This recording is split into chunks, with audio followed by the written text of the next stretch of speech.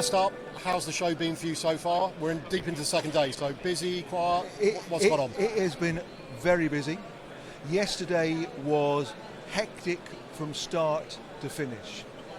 Even up to 4:30, 5 o'clock, it was still full. It was very good. Today, not quite so busy, but there's been a lot of interest and still a lot of people walking around. So yeah, very successful.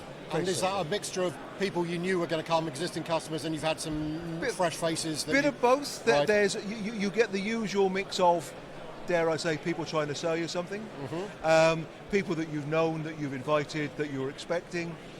But we've had a lot of fresh faces and people that have genuine problems that they're looking to overcome.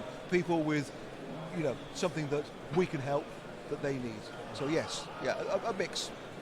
And in terms of what's actually on the booth, I mean, do you want to give us a sort of high-level view and maybe as a sort of supplementary focus on one sort of key piece of whether it's a new innovation or just something you think is particularly interesting for folks to know? So Airsys manufacture a wide portfolio of units from 300 watts to 600 kilowatts.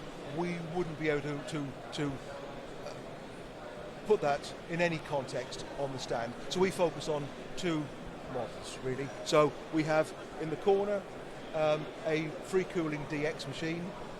We call it FADX. It's a unicool unit which is used primarily on containers, cabins, that sort of thing, bolted to the external of the cabin to provide controlled cooling 24/7. Most parts of the world, to be fair.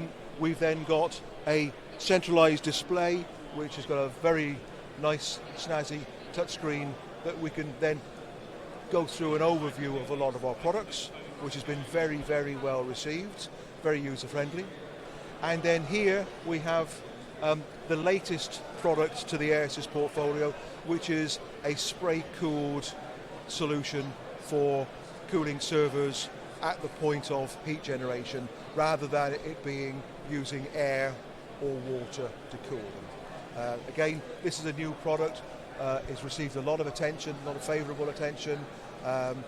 We've had 12 or 14 people stood around it trying to see what's going on. So it's been very successful. Very successful. And presumably that's been designed in mind for the higher densities and this AI explosion that everyone thinks around the corner, or is it slightly different?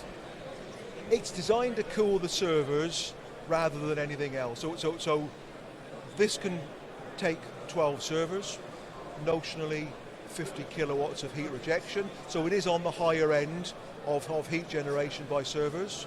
And it's then a modular solution that can be rolled out within a data center to replace racks.